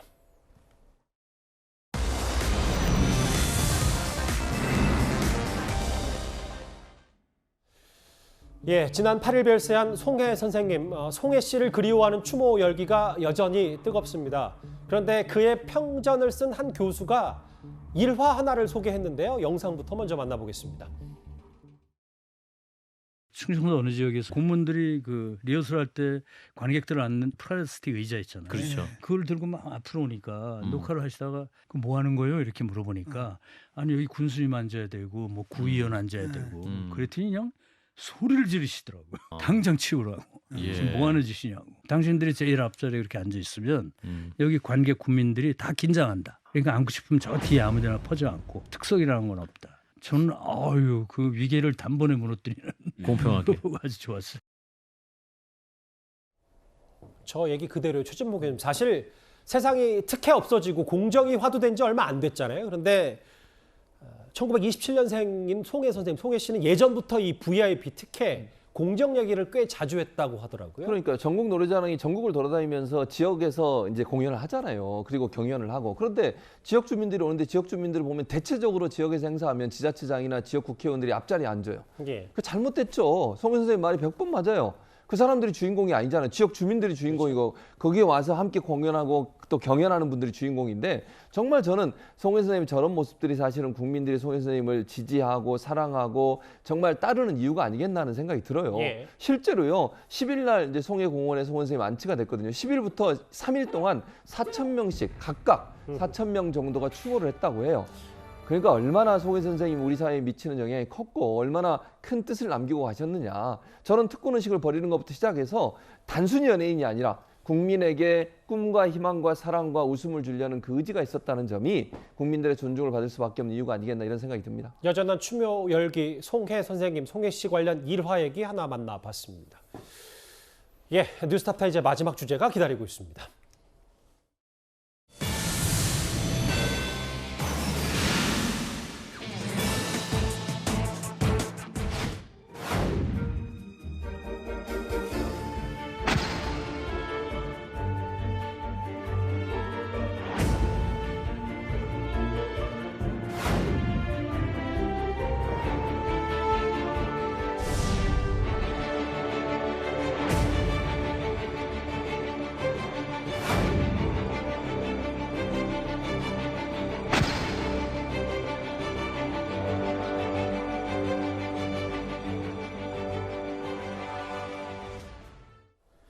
예, 화요일 뉴스 탑10 준비한 소식은 여기까지입니다. 곧바로 뉴스웨이가 이어집니다. 여러분 고맙습니다.